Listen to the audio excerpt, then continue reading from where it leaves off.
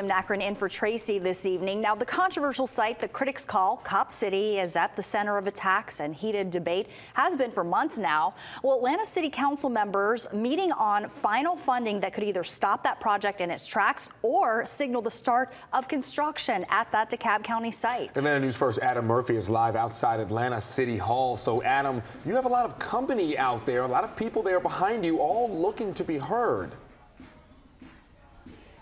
Good afternoon, Alan. It has been loud out here all day long. Hundreds of people have gathered right at the front door to Atlanta City Hall. Many lined up early today holding signs in hopes of getting inside for public comment during this meeting.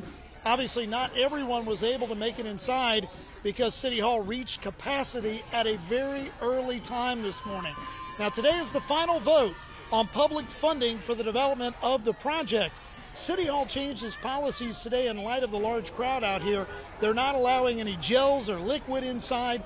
Also, many in-person jobs have shifted to virtual due to the meeting and the rally surrounding it.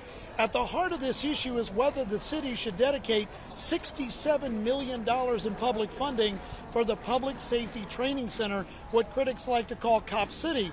On Sunday, both Senator Ossoff and Warnock addressed the training center for the first time. They did that on social media, and while they didn't say whether they approve or disapprove of the project, they both stressed the importance of critics being guaranteed their first right amendments. Now, today we spoke with people for and against the project, and here's what they had to say.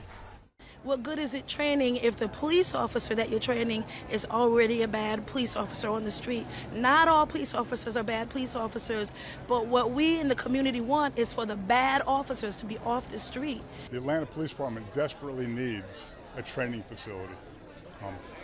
I was on the Atlanta Police Department for 30 years, and we rarely had quality training facilities. We were in an abandoned school that was rehabilitated.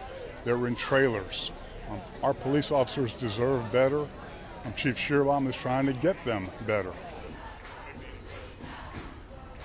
Now, the funding legislation passed through the Finance Committee 5-1, and that is a good indication that this legislation is likely to pass in full council.